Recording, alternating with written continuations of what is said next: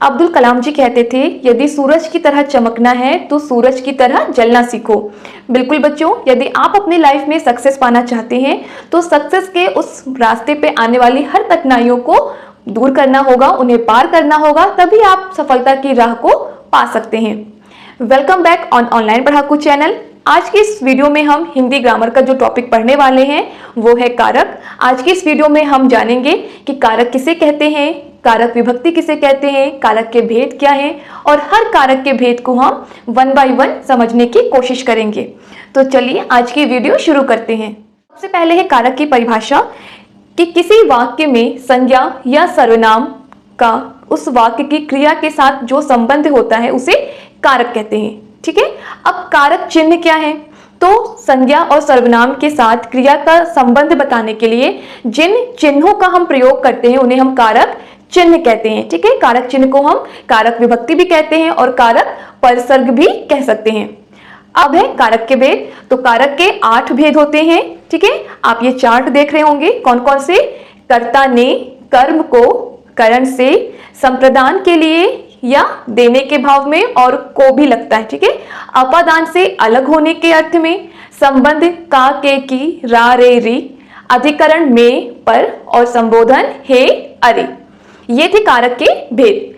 अब हम one by one हर एक कारक को समझेंगे कि किस तरीके से हम कारक चिन्ह को पहचान सकते हैं और कारक का नाम बता सकते हैं। कुछ इस वीडियो में आपको मैं ट्रिक भी बताऊंगी कि किस ट्रिक के माध्यम से आप कारक को इजीली आइडेंटिफाई कर सकते हैं।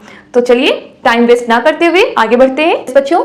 तो पहला है आपका कारक कर्ता कारक, और जिसका कारक विभक्ति या कारक चिन्ह क्या है? ने।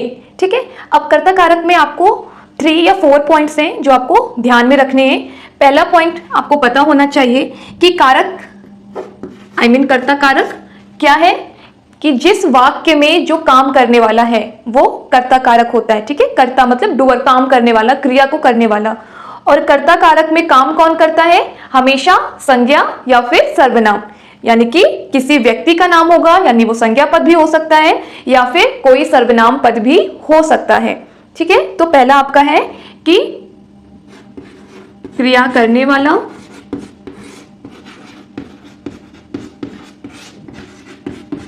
क्रिया करने वाला आपका कर्ता कारक है। अब वो आपका संज्ञा और सर्वनाम में से कोई भी हो सकता है। ये तो हो गया आपका पहला पॉइंट। सेकंड पॉइंट इसमें क्या है? इसमें जो आपको एग्जाम्पल या सेंटेंस दिखाई देते हैं या तो वो परसर्ग रहित होते हैं या फिर परसर्ग सहित होते हैं। सहित। ठीक है, तो कर्ता कारक 2 प्रकार से हम प्रयोग करते हैं इसमें, या तो आपको परसर्ग नहीं दिखाई देगा और या फिर परसर्ग दिखाई देगा। अब कैसे? अब एग्जाम्पल देखिए। जैसे एग्जाम्पल है, बालक नहाता है। ठीक है, सेकंड एग्जाम्पल है, मां ने खाना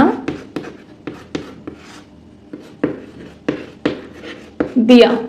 ठीक है, अब इसी एग्जाम्पल में आपका एक एग्जाम्पल है जो परसर्ग रहित है और दूसरा परसर्ग सहित है। अब आप देख रहे हैं बालक नहाता है, इसमें परसर्ग यानी कि ने नहीं आया हुआ है, जबकि दूसरे एग्जाम्पल में मां ने खाना दिया तो यहाँ पे ने परसर्ग आया हुआ है। ठीक है, तो ये रहित हो गया और ये सहित हो गया।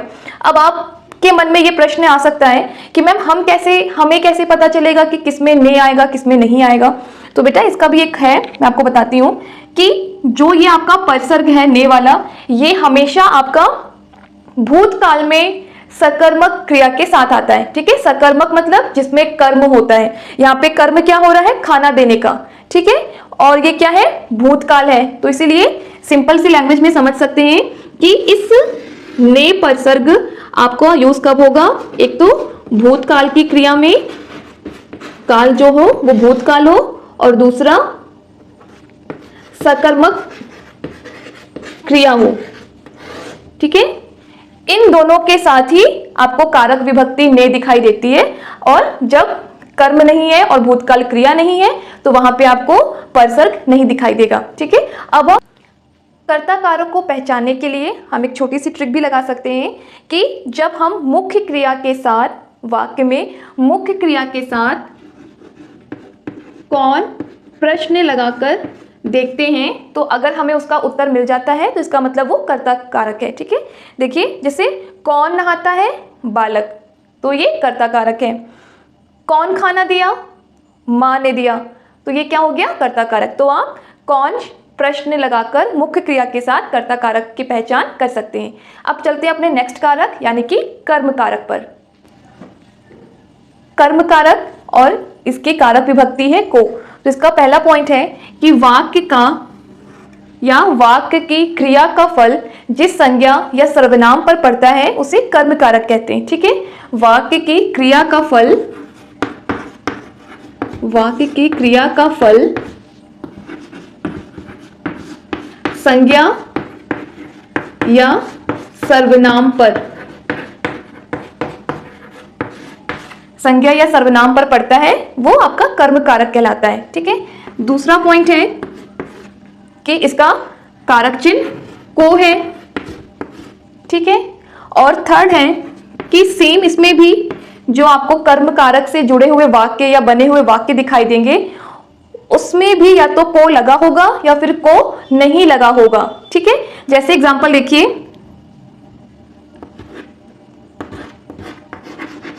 राम ने चित्र देखा। ठीक है, और सेकंड एग्जांपल है आपके पास, मीरा ने तोते को मिर्च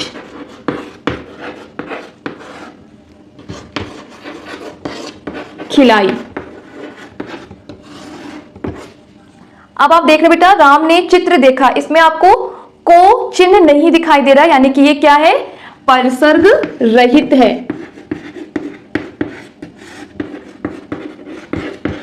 जबकि जो सेकंड एग्जांपल है उसमें आपका को आया हुआ है, इसका मतलब ये क्या है, परसर्ग सहित है, यानी कि विभक्ति लगी हुई है तो विभक्ति सहित है। अब इसमें आप कैसे आइडेंटिफाई करेंगे कि कब को लगाना है कब नहीं लगाना है। तो बेटा आप इसमें कुछ डिफरेंस देख रहे हैं दोनों एग्जांपल में, शायद आप देख रहे होंगे कि यहाँ पे चित्र है वो क्या है, अप्राणीवाचक है, यानी कि नॉन लिविंग थिंग्स है। जबकि यहाँ पे तोता क्या है, प्राणीवाचक संज्ञा है, यानी कि लिविंग थिंग्स है, इसलिए यहाँ पे को लगा हुआ है जबकि यहाँ पे को नहीं लगा है। ठीक है, अब इसकी भी एक ट्रिक है कि हम कर्म कारक को कैसे ट्रिक के माध्यम से पहचान सकते हैं। तो वो चिन्ह, वो ट्रिक क्या है, इसमें ट्रिक है कि आप क्या, किसको, ठीक है, आप मुख्य क्रिया के साथ क्या और किसको प्रश्न लगाकर आंसर ले सकते हैं, प्राप्त कर सकते हैं। जैसे मान लीजिए राम ने क्या देखा, अब हमें मुख्य क्रिया के साथ क्या लगाना है, क्या शब्द, तो चित्र को देखा, चित्र देखा तो कर्म आ रहा है, इसलिए ये कर्म कारक है। किसको, मीरा ने किसको मिर्च खिलाई, तोते को, तो ये क्या हो गया, कर्म कारक। तो ये आपकी ट्रिक है, आप कर्म कारक को इन दो प्रश्नों के माध्यम से आइडेंटिफाई कर सकते हैं। ठीक है, अब हम चलते हैं अपने नेक्स्ट कारक यानी कि करण कारक। करण कारक क्या है कि करण शब्द का अर्थ है साधन या माध्यम। ठीक है,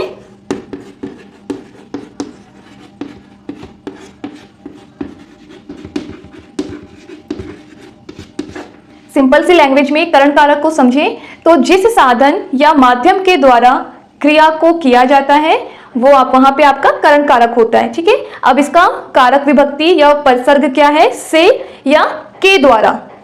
एग्जाम्पल देखिए, माँ चाकू से सब्जी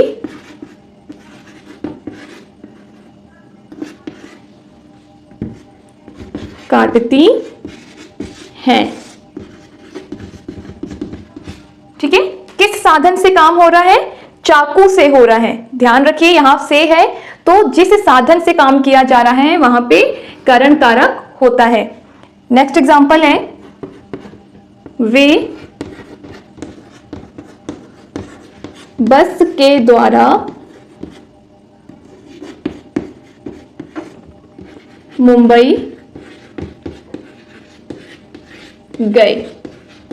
ठीक है, अब यहां पे क्या आया हुआ है, के द्वारा। किसके द्वारा मुंबई गए? बस के द्वारा वो मुंबई गए। तो जिस वाक्य में आपको से या के द्वारा दिखाई दे वहां पे आपका करण कारक होता है। संप्रदान शब्द का अर्थ होता है किसी को कुछ देना। तो वाक्य में किसी को कुछ दिया जाए या किसी के लिए कोई कार्य किया जाए का भाव उत्पन्न होता है तो वहां संज्ञा या सर्वनाम संप्रदान कारक होता है। ठीक है, इसीलिए यहाँ पे जो इसके कारक चिन्ह है वो क्या है, को, के लिए, और यहाँ पे मैंने लिखा है देने का भाव। जैसे आपको पता है कि कर्म कारक में भी को आता है और यहाँ भी को आ रहा है, बट बेटा आपको कंफ्यूज नहीं होना है। आपको सेंटेंस को, आपको वाक्य को अच्छे से रीड करना है और रीड करने के बाद ही आपको पता चलेगा कि वहां पे अगर किसी को कुछ देने का भाव निकल रहा है या किसी के लिए कुछ करने का भाव आ रहा है तो ही वहां पे को का हम प्रयोग करेंगे। एग्जाम्पल देखते हैं। जैसे मान लीजिए आपके पास एग्जाम्पल है,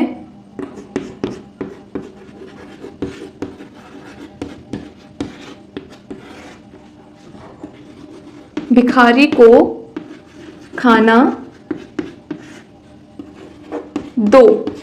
ठीक है, अब देखिए यहां पे को आया है तो ये को किसके रेफरेंस में है,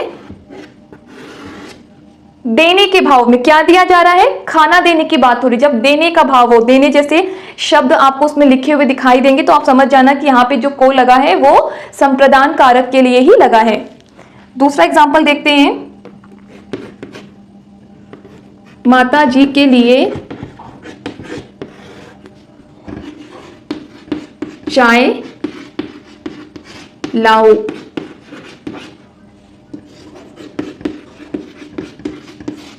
ठीक है, अब आप देख रहे हैं किसके लिए चाय लाना है, माता जी के लिए। तो यहाँ पे किसी के लिए कुछ काम करने की बात हो रही है और चिन्ह इसलिए यहाँ पर के लिए है तो आपका संप्रदान कारक है। अब हम आते हैं नेक्स्ट कारक यानी कि अपादान कारक में। अपादान कारक, इसका जो कारक चिन्ह है वो है से, यानी कि संज्ञा या सर्वनाम के जिस क्रिया से अलग होने का भाव प्रकट होता है वहां पे आपका अपादान कारक होता है। बेटा यहाँ पे सिर्फ हम अलग होने को ही नहीं बल्कि और भी ऐसे बहुत सारे वर्ड्स हैं जिनमें से लगता है, तो आप उनको कैसे पहचानेंगे कि वो अपादान कारक है। तो आप उन वर्ड्स को लिख लीजिए। पहला है आपका अलग होने के अर्थ में। ठीक है, मैं थोड़ा यहाँ पे इधर लिख देती हूँ ताकि एग्जाम्पल भी इसके सामने लिख सकूं।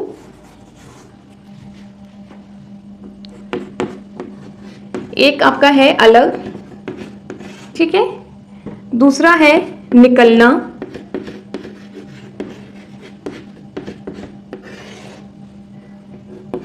डरना, रक्षा, सीखना,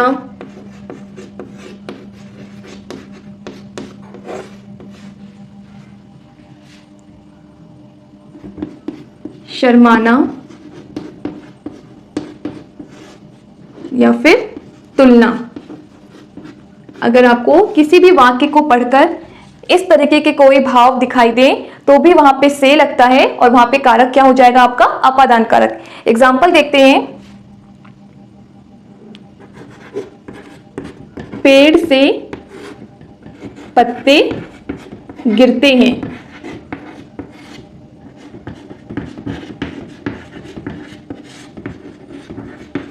ठीक है, तो जो पत्ते वो पेड़ से क्या हो रहे हैं, अलग हो रहे हैं, इसलिए यहाँ पे जो से आया है वो आपका अपादान कारक है।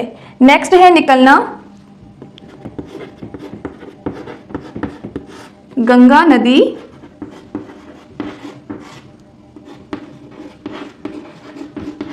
हिमालय से, इन दोनों को मैं बाद में आपको एक्सप्लेन करूंगी क्योंकि स्पेस नहीं है तो मैं इसलिए यहां पे लिख रही हूं। ठीक है, हिमालय से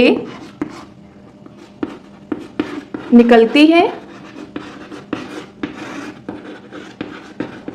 इस वाक्य में कैसा भाव हो रहा है, निकलने का, तो इसलिए यहां पे हो गया आपका अपादान कारक। नेक्स्ट है आपका डर, यानी कि डरना, राजेश शेर से डरता है।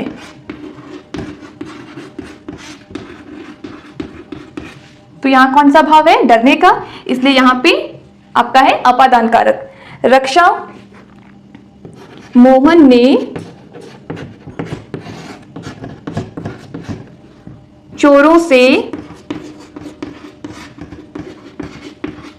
मेरी रक्षा की। यहां भी देखिए रक्षा का भाव निकल रहा है, से लगा है, तो आपका हो गया अपादान कारक। सीखना,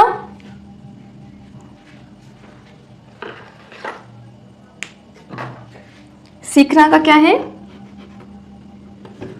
राधा ने अपनी बहन से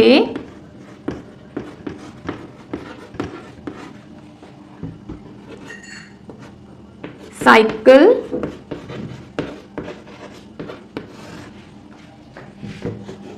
चलानी सीखी है।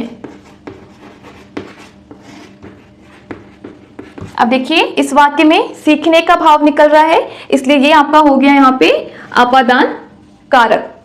ठीक है, तो इस तरीके से ये आपके एग्जाम्पल हो गए। हमारे दो एग्जाम्पल बचते हैं, शर्माना और तुलना। तो चलिए उसके भी एग्जाम्पल देख लेते हैं।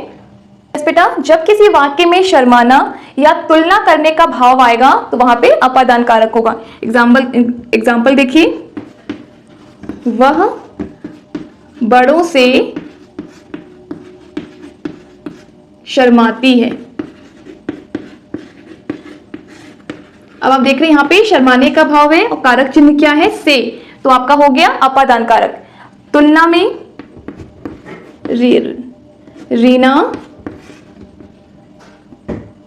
रीना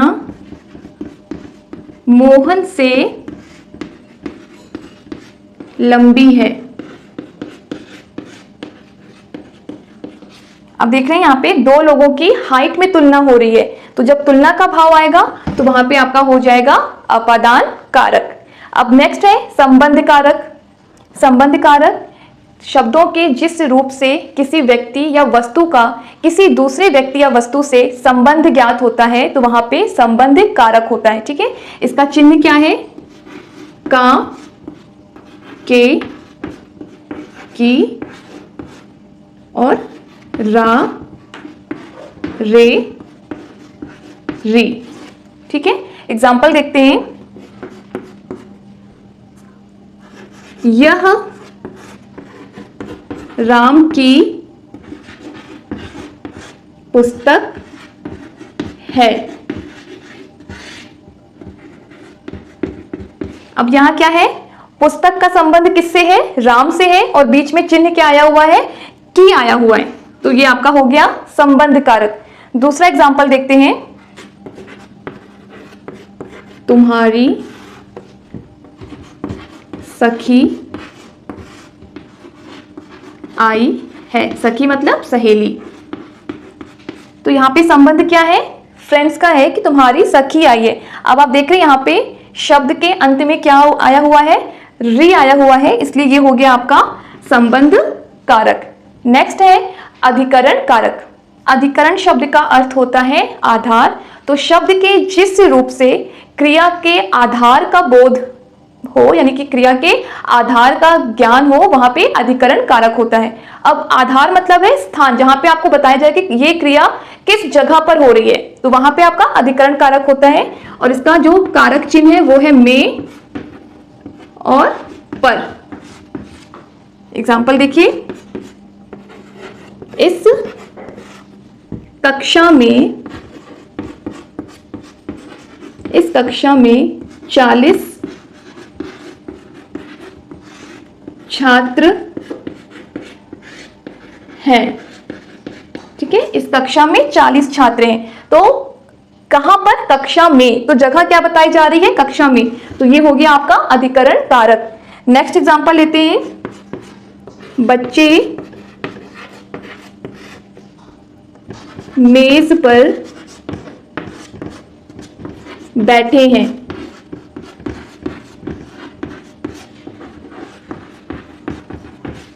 कहाँ बैठे हैं, मेज पर, तो जगह में पता चल रही है, तो यहाँ पे हो गया आपका अधिकरण कारक। तो जिस वाक्य में आपको में या पर दिखाई दे वहां पे अधिकरण कारक होता है। अब चलते हैं अपने कारक के लास्ट भेद पे, यानी कि संबोधन कारक।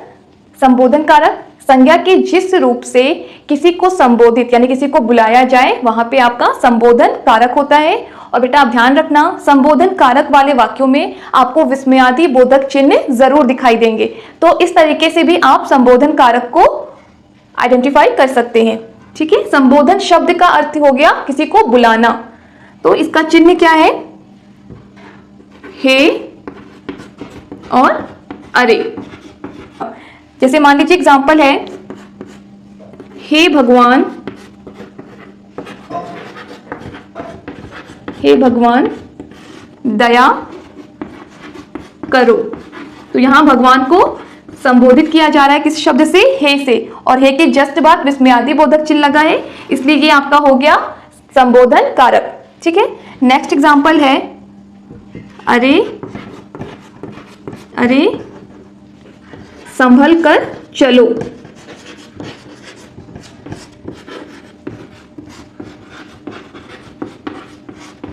अरे आया हुआ है और अरे के साथ विस्मयादि बोधक चिन्ह लगा हुआ है और किसी को हम संबोधित कर रहे हैं कि अरे संभल कर चलो, तो यहाँ पे हो गया संबोधन कारक। तो ये था हिंदी ग्रामर का टॉपिक कारक। आई होप आपको बहुत अच्छे से समझ में आ गया होगा।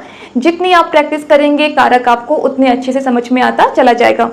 मिलते हैं आपसे एक नई वीडियो में हिंदी ग्रामर के एक नए टॉपिक के साथ। तब तक पढ़ते रहिए, मुस्कुराते रहिए और बड़ों का कहना मानिए।